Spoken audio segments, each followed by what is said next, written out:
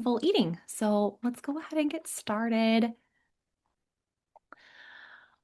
All right, we're going to be talking about the following today. First, we're going to just define what mindful eating is, at least for the context of this presentation. We're also going to be touching on some of mindful eating's origins. We'll be going through some digestive tract information and covering how some of our eating habits can impact how our bodies feel after meals. We'll also be discussing very briefly our nervous systems and how, again, this connects to both mindful eating practices and the digestive process.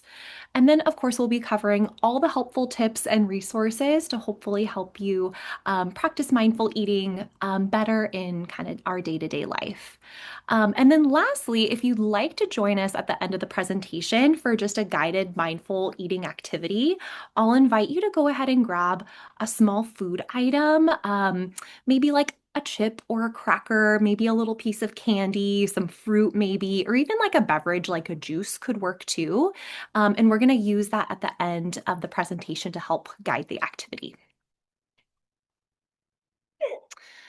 All right, so there are so many ways that we can define mindful eating depending on who you ask. And for the purposes of this presentation, we'll just be using the definition, paying attention to the experience of eating. So we'll be focusing on ways to kind of bring us into the present moment while we're eating.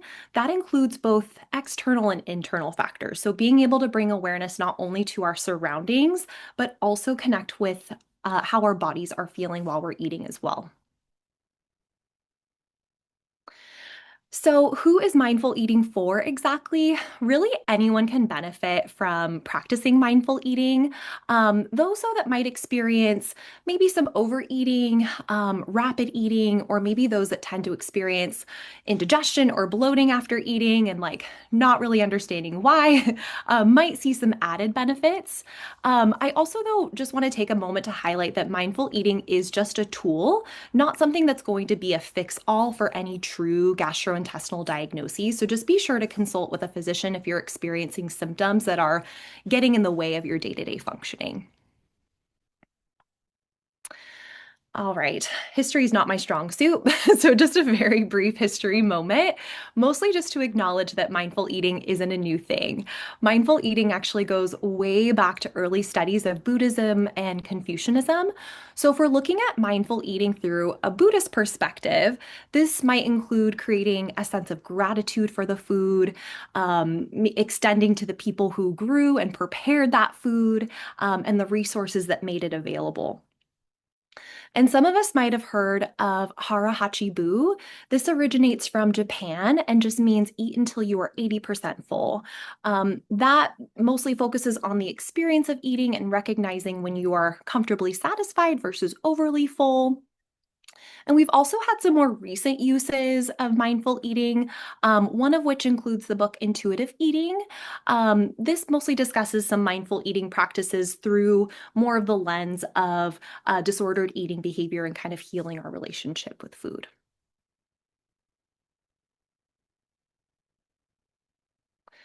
All right, so we've touched on the definition of mindful eating. We've had a little history moment. We've talked about who mindful eating is for. But what does practicing mindful eating even look like in real life? These are just a few examples of ways to help bring mindfulness into eating.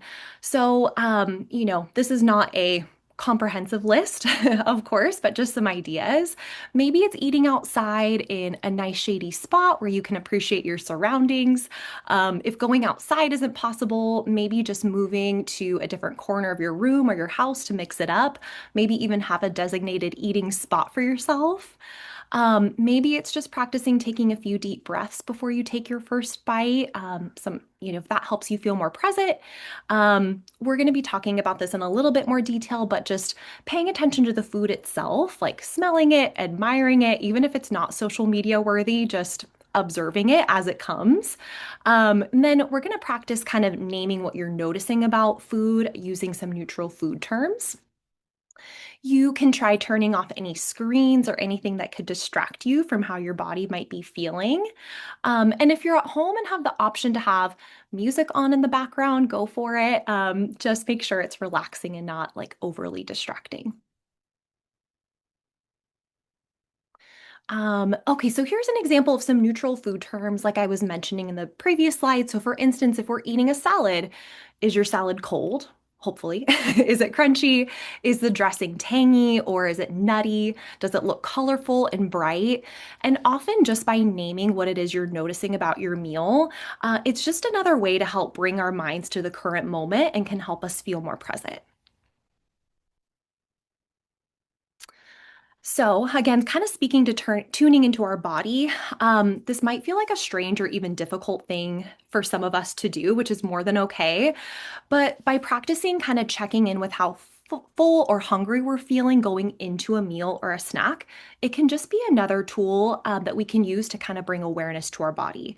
So you'll notice that this particular scale goes from 0 to 10. So 0 being painfully hungry and 10 being painfully full. So ideally, we want to try to shoot for starting at around a 3 or a 4 going into meals, which is like, I'm hungry, but I'm not starving. And then trying to stop at around a 6 or a 7, which is comfortably full. And this is way, way, way easier said than done. Takes a lot of practice sometimes. Also, it's okay if you don't experience all of these. Some people's hunger and fullness cues can be more subtle. So, for example, we might not necessarily feel our stomachs growl when we're hungry, like maybe some of our friends do, but maybe we notice like a mood shift or we start to get a headache when we're hungry. And another thing to remember, and maybe just to give yourself a little grace for if you don't experience those strong or obvious hunger cues, is that during periods of stress, it can be super hard to tell when you're hungry or full. So that can be another kind of way that some of those cues can be blunted.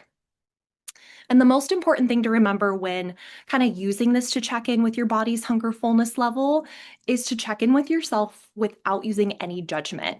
So there might be some days where you do feel ravenously hungry going into a meal, and that is more than okay. The whole point is just to be able to recognize how we're feeling. No feeling is good or bad, it's just more information about ourselves. All right. And then I just wanted to take a moment to acknowledge that some of us might have grown up in a home where maybe it was discouraged or even super rude to leave food behind on your plate. Like in not eating all of the food offered to you, it's as if you're personally insulting the person that made it for you. This might have caused, some added pressure to like finish all of the food on our plates and kind of push through those natural feelings of fullness. So, I obviously can't tell you how to confront or to set boundaries with your loved ones in this regard, but maybe a place to start challenging this could look like using that hunger fullness scale on the previous slide to kind of first determine how your body is feeling. Or, maybe it's even intentionally leaving behind like a bite's worth of food on your plate as a way to kind of challenge that urge to push past those fullness cues. And this can be really, really challenging stuff, and obviously impossible to address fully in this presentation. So definitely would encourage you to reach out to a mental health provider or dietitian if this is a topic that resonates with you. All right. So at this point, maybe you're thinking, wow, this is so groundbreaking. Like all you're telling me to do is pay attention to how I eat, maybe like throw in a few descriptive words and I'll feel better. That seems, almost too simple. And to that, I would say, like, yeah, it's such a simple concept. The thing that makes mindful eating challenging is our life. So, college, of course, can be one of the busiest seasons of our adult lives. Sometimes when we're busy, we're not always able to focus on the here and now. And I want to add too that while I'm over here talking about all these beautiful ways to be mindful, I'm not always able to do these things either. So, this is something that I am actively challenging in my own life as well. So, just wanted to say that. So while mindful eating can be challenging, there can be some pretty big benefits to it as well. And again, mindful eating is just one tool that we can use to get in touch with ourselves. In this presentation, we're just going to be talking through how mindful eating can be used as a tool to help us improve our body's ability to digest, to avoid kind of that discomfort after meals, how it can help improve our self awareness and that mind body connection, and also reduce some overeating behaviors potentially as well. All right.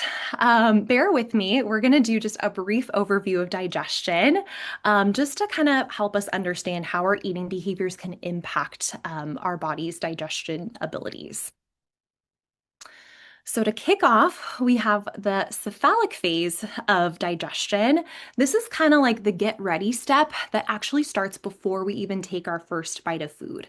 So, like when you get that first kind of whiff of food cooking that smells really good, or if you've ever seen something that looks appetizing and your mouth starts to water, kind of in preparation of what's to come. Um, before food even enters our mouths, our body kind of begins to prepare for digestion. So that process starts from just seeing, smelling, or even that anticipation of food coming. The mouth phase is where that first step of food breakdown takes place. So, after our brain recognizes that food is coming, saliva starts being produced, and then we begin the chewing process. There's actually an enzyme in saliva that helps us to break down starches or carbohydrates before they even reach our stomach. So, again, simple concept alert. We know that we're supposed to be chewing our food before we swallow, but a lot of us don't chew our food as thoroughly as we might think. So, if we tend to be ones that eat really fast, chances are we probably aren't chewing our food super well. You don't need to like count the number of chews that you're taking or anything weird. Just aim for chewing food to that consistency of like applesauce, maybe, or like a paste like texture before we swallow.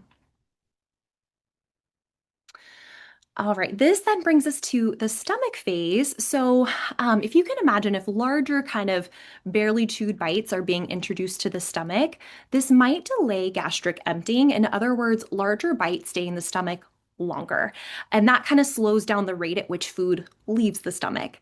So, this can contribute possibly to things like acid reflux, feelings of bloating or discomfort.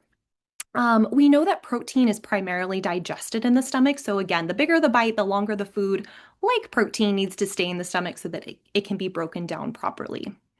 Another super random thing that can lead to discomfort after eating is actually swallowing air while we eat. And I know this sounds super strange, but when we're eating really fast, or even while we're talking, or even drinking things through like a straw, this can increase the amount of air that we swallow, which can also lead to bloating and discomfort after eating.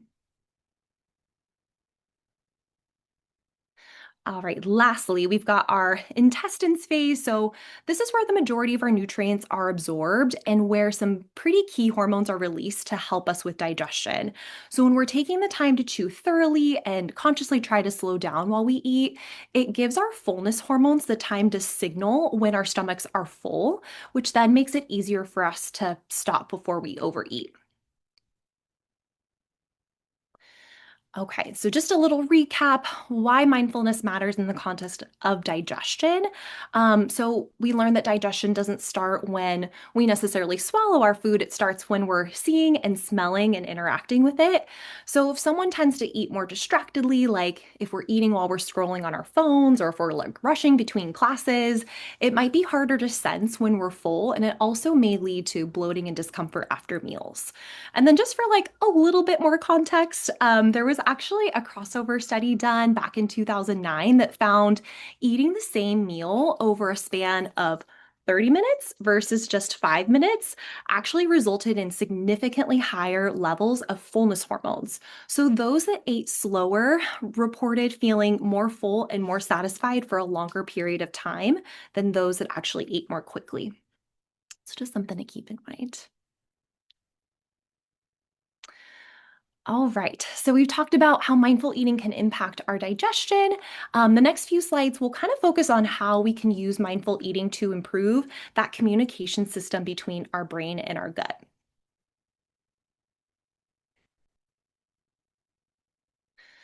Okay, bear with me. We're going to review three different nervous systems very briefly. We're going to talk about the sympathetic, the parasympathetic, and our enteric nervous systems. So, one easy way to think about the connection between our digestive and nervous systems is think about watching a show on Netflix. So, hitting pause on our show is kind of what happens to our digestive system when our body thinks it's experiencing a threat. And I'll explain more in just a second. So, our sympathetic nervous system, when we're eating in a stressed or rushed state, our body often slips into sympathetic nervous system mode, also known as kind of our like fight or flight mode. So, in this state, blood flow is reduced in our digestive tract through this thing called vasoconstriction. So, basically, constricting the blood vessels in the gut and redirecting blood flow towards our muscles. This makes sense, right? If we're actually like running from danger, we kind of, we want to be on our alert. We want our body to respond in such a way that, hey, we're able to run away from danger if we need to. We want our heart to be able to respond from that dangerous or stressful situation. But the problem is that when we're not actually needing to necessarily run from danger, we're just feeling stressed or overwhelmed. This can still slow down our digestive system and can make us feel kind of bloated and meh. Or on the flip side, like some of us have sadly experienced, sometimes under stress, we have the opposite issue and might need to go to the bathroom urgently. So either can kind of occur when our sympathetic or fight or flight system is activated. We then have our parasympathetic nervous system. So while we're eating, we ideally want to be in a parasympathetic or kind of our rest and digest state. The parasympathetic nervous system helps our brains to signal more blood flow to the gut, which again kind of helps to activate that more normal digestive process. So when we're slowing down, we help to activate the parasympathetic nervous system. You can kind of think of it like pressing play again on your Netflix show to kind of like start digesting again, so to speak. All right. And then lastly, this brings us to our enteric nervous system or our ENS. So, your gut actually has its own nervous system that's sometimes called the second brain because it has hundreds of millions of neurons and can kind of work on its own, but it's constantly talking to your actual brain through nerves and chemical signals. So, things to just kind of know about your ENS. Stress and sitting can mess with our digestion as well. When you're stressed at work or at school, your body releases hormones that kind of slow down our digestive tract as well. So, couple that with, hours of sitting, and this can unfortunately worsen things sometimes. Our digestive system tends to slow down when we don't move. Another thing that can impact digestion is posture too. So when we're kind of like hunched over our laptop, we're actually kind of squishing our stomach and our intestines, which traps gas and can cause bloating too. There's research that shows that if we are actively trying to sit upright, this helps gas kind of move through our system faster than slouching. And this is where the mindful eating comes in. So, even just taking 10 to 15 minutes away from your desk to eat without distractions gives your brain and your gut a chance to work together properly. So this can very much reduce stress-related digestive issues as well. All right, we've got some tips here, and we've got a few others coming up too. But firstly, just some mindfulness tips, paying attention to our food. So again, smelling it, looking at it, this kind of helps our digestive system get ready for what's to come. We talked about chewing our food thoroughly. This could be a simple shift that you can make, and something that, our stomachs will thank us for. We can practice activating our parasympathetic nervous system, that rest and digest state, by slowing down before eating. There's a special type of breathing called diaphragmatic breathing that can help with this, which I'll link in just a moment. And then if you're sitting for extended periods, try to take frequent breaks. So stretch, go for a walk. Make sure your desk is also set up in such a way that's supportive of your posture. Maybe even considering like a standing desk or a structured chair or something. And then I went ahead and linked, just some ideas for some, ergonomic desks at home. And then there's a little how-to video link here that kind of walks you through what diaphragmatic breathing looks like if you're interested. Okay, and then just some pacing tips here as well. So if you've ever been told that you're a faster eater or maybe a slower eater, this might be for you. So trying to aim for at least 20 minutes to eat a meal is ideal. And if this is hard for you, try setting a timer on your phone to practice. Um, if you tend to be a faster eater by nature, you might try putting utensils down between bites or use your non-dominant hand when eating. Best of luck with this. You might also try taking some sips of water between bites, or maybe just try carrying a relaxed conversation with a friend or a family member. My favorite way to incorporate mindfulness into my eating routine is trying to eat outside when I can, or if I'm at work, just kind of getting up from my desk and eating in a comfier chair in my office, just to try to take a break from one of the many screens in my life. Um, so yeah, I invite you to think about like some of these you might actually be doing without even realizing that you're being mindful. So I invite you to kind of take a just check in and see like if any of these you might be able to easily implement. All right. So, if you've got a few extra minutes today, I'll invite you to bring out your small food item that we talked about earlier so we can kind of practice what mindfully eating can look like. And again, this is something that might not be possible all of the time, and I totally get that. That's okay. So, first, I'll invite you to grab that small food item, and I'll give you just a moment to do that. No rush. And then once you have that food item in front of you, we'll kind of get started. Maybe give you just like a minute or so.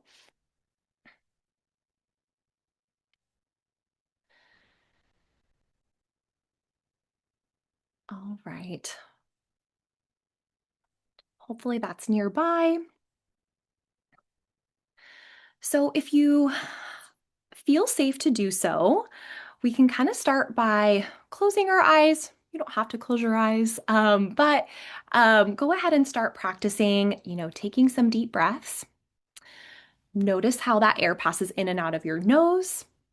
Kind of think about how your lungs are expanding, maybe even your stomach expands. You can even place a hand on your chest or your stomach to kind of feel that. It's totally normal for your mind to wander, kind of call it monkey mind sometimes. So just bring your attention back to your breath. And then once you're ready, kind of just bring your eyes, your attention back to the room. This just in and of itself can help with anxiety throughout the day, but really good to just kind of like prep our body with if we're about to eat something, again, kind of tapping into that parasympathetic nervous or parasympathetic state. Some other things that you can kind of do to prep for a mindful eating activity is, I imagine no one's like TV or like, phones are really on, but if they are, you can switch those off just to kind of minimize distractions. And then just kind of start imagining how your food item will taste. You can even like pick it up if it's something that you can pick up and just think about like how that food feels in your hand. Is it a piece of chocolate? So, like, is it kind of like melting? Is it warm? So, is it kind of steaming? Is it cold? Is it room temp? Does it crumble? And then just kind of continue to take those mindful breaths. You can even start to bring your food up to your nose and kind of take a mindful breath. Think about what it smells like. I'll go ahead and switch to the next slide here where we have our kind of neutral food descriptors. So we can kind of use that. So, is your food, does it smell like citrusy? Does it smell bright? Does it smell savory? That sort of thing. And then just try taking one bite of your food item. Just kind of acknowledge the flavors. Does the flavor change as you chew it? Does it taste different on different parts of your tongue? This is a really weird way to eat, and I just want to recognize that. But continue just kind of eating and taking bites of your food item, taking those mindful breaths as needed. And then, we can even start to, check in, using that hunger fullness scale. Does this food like, does it go down really easy? Maybe we're pretty hungry. Maybe we're pretty eager to eat and we wish we had more of our particular food item. Or, maybe we're kind of forcing ourselves to eat right now, or maybe we had like an early lunch and we're feeling pretty comfortably satisfied. So maybe we're not necessarily feeling like we need to continue eating right now, and that's okay too. Um, so anyway, I hope that helps some of you. I know this is like a really strange and different way to approach eating, and something that again is not possible all of the time. But I think the more that we try to bring awareness to what's around us and what's going in our body, we can slowly but surely kind of adopt some of these mindfulness techniques. So yeah, thank you all so much, and definitely open for some questions since we've got plenty of time. So, welcome to like put messages in the chat or, yeah, or ask them out loud if you feel brave.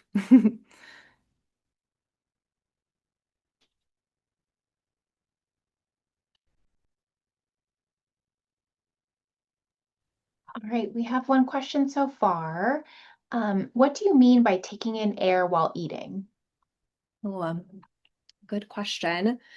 Um, yeah, so I guess I meant like when you're like laughing or talking, or even if we're like sipping things through a straw, these all kind of have the ability to introduce little air bubbles into our GI tract that can in some people lead to like more feelings of bloating, and that sort of thing. Does that answer your question? I don't know if any of you all, May or Elizabeth, would expand upon that at all.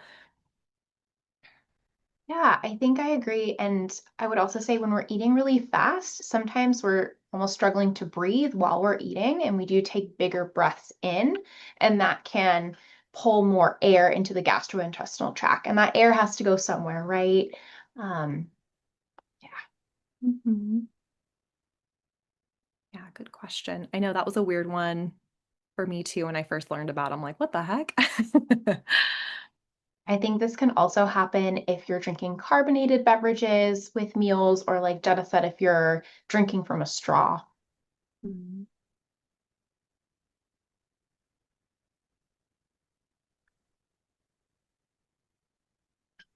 All right, another question. Do I have to feel physically hungry, like stomach grumbling, to eat something?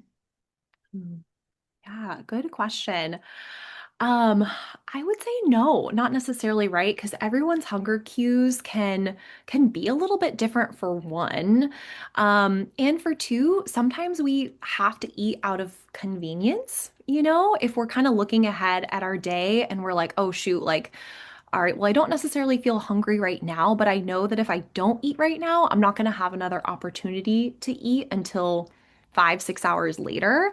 So sometimes it comes down to that too. But when it comes to actual hunger signals, we might not necessarily experience those like loud grumbling stomach signs of hunger, but we might notice like, oh gosh, I'm starting to feel like really annoyed by everyone right now, or I'm starting to like get kind of a headache. And maybe that's your body's own personal sign of hunger.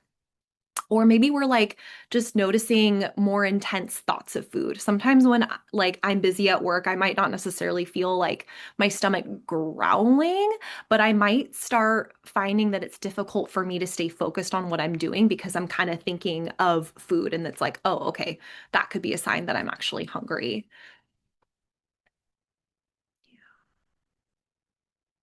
Question. Any other questions? I have a question for you, Jenna. Yeah. If you were to think of one thing that you could leave people with, we do have another question, so we'll get to that as well. But one thing that you could kind of leave people with is almost a homework assignment. What would you suggest as a starting point for maybe starting to practice some of these mindful eating tips? Yeah, good question. Oh, if I had to pick one thing,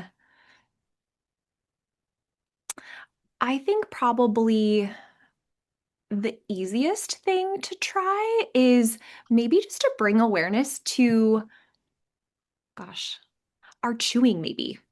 Right? Like, I think that's a really easy one to do because I know sometimes we don't always have the perfect eating environment, but one thing that we kind of always can adjust a little bit, hopefully, is the how well we're chewing our food because I think that has the power to really set us up for success in the way of digestion. So that might be what I would challenge you all with is maybe just thinking about like okay, as you're eating, like even if you have to eat like running between your classes or something, like really trying to aim for chewing that food to that paste-like texture before chewing. And I don't know about any of you all, May or Elizabeth, when I first started doing that, I was like, oh dang, like I am definitely not chewing my food enough. Like, it's something that I have to like consciously come back to sometimes. So yeah, that's probably what I would say. What about you guys? What would you say? I completely agree. We have one more question. Do you have any advice for the day after you overeat? Really great question. That is such a great question. I know that there is so much guilt and shame associated to, with overeating or like feeling like we overdid it. And that can be really tough. I, you know, I would just encourage you to, you know, treat the next day as a new opportunity to eat more consistently and to, just maybe make different decisions. Because sometimes when we overeat, it's not necessarily like a binge, right? Sometimes it's just our body like, hey, like I haven't eaten at all today. Like I'm gonna need to you to feed me like stat. And so sometimes it feels like, sometimes we're going into meals feeling really ravenously hungry. And so in those moments, it can be really easy to overeat.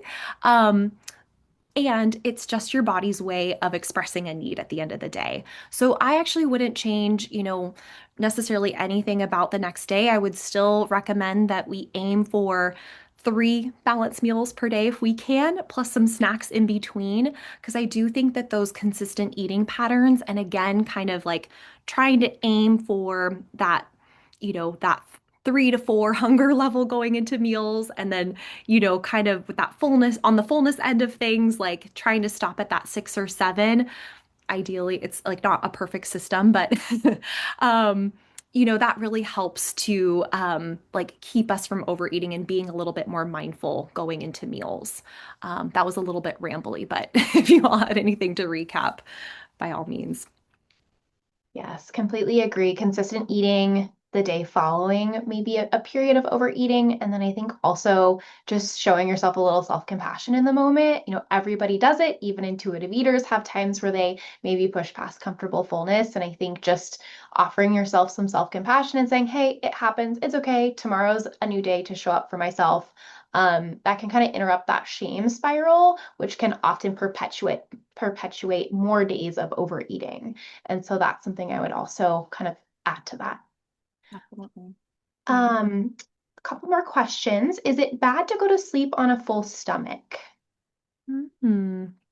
Yeah, good question. Um, I usually I kind of lean more on the end of like I would rather have you all go to bed feeling like we met our nutritional needs and our hunger needs, even if that means that we're feeling full. I know that there's a lot of stigma attached to like not eating too late and that sort of thing. And that again can be a whole other presentation in and of itself. But I don't think it's necessarily bad to go to bed on a full stomach, but everyone is a little bit different in the sense that like some people do genuinely feel too uncomfortable, or maybe they struggle with more like acid reflux. And so spacing out our dinner from like, the time we go to bed can be a helpful way to like in order to help us sleep better.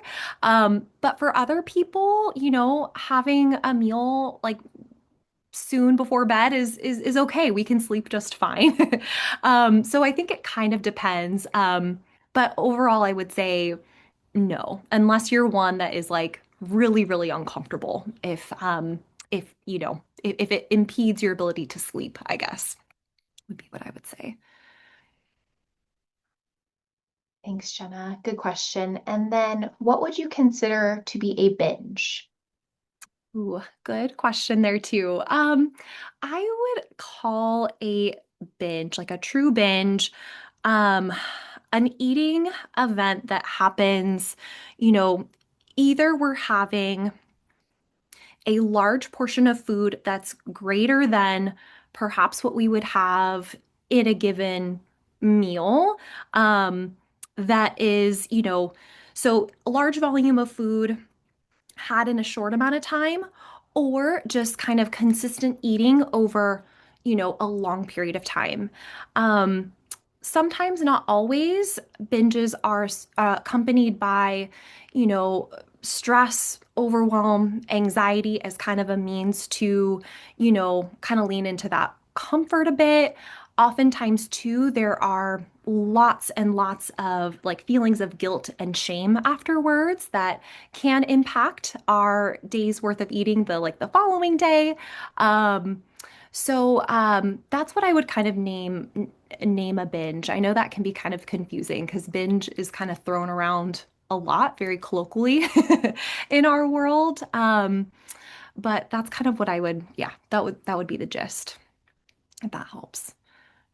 And I think for some of us, we experience these episodes of feeling a little out of control around food, or we maybe feel guilty after eating.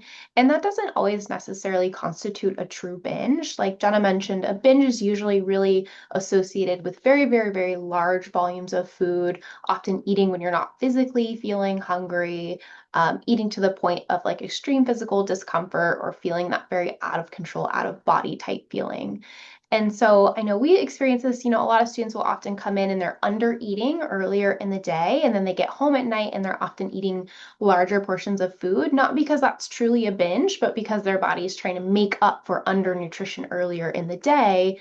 And that can feel really dysregulating. And so that would be one of the first questions I would ask if you're curious if you are engaging in binge eating episodes is, am I skipping meals or intentionally restricting food intake earlier in the day that's leading me to then feel really hungry in the evening or very out of control around eating? Thank you. Yeah, and then I see like to just kind of piggyback off that, like, is there a way to prevent emotional eating like when you're feeling lonely? And I would just echo May in that, like, really, those consistent eating patterns really do kind of help reduce kind of that frenzied, kind of out of control eating. And then, I would say too, like, is it so bad to feel happy when you're presented with a food item that you really enjoy? Like, if someone were to bake me a cookie and they're like, Jenna, oh my gosh, I really want you to try this cookie. This is, my grandma's recipe. I would be so honored and so happy to try that cookie, right? And is that so bad? I'm experiencing an emotion attached to a food item. But I think what you're asking is more like, if food is kind of the only coping mechanism that we have to combat some of those emotions, then of course that's where it can kind of get problematic. I might encourage you to reach out to, a mental health provider just to kind of help bolster, increase some of those coping skills. If you're finding that, emotional eating is taking place, or I hesitate calling it emotional eating because it's a lot more complex than that. But if you're feeling like you're leaning into food often in order to cope with some of those emotions. Yeah, and I think to just echo that, we can't remove a coping skill without replacing it with something else. And if food is our only coping skill, it makes sense to get curious and maybe try to introduce some other things we can do to navigate that emotion, whether it be boredom or stress or anxiety, right? Because if food is our only skill, of course, we're going to turn to that when we do feel those heightened emotions. Yeah, absolutely. Such great questions. Anyone have any other thoughts or questions they wanted to ask?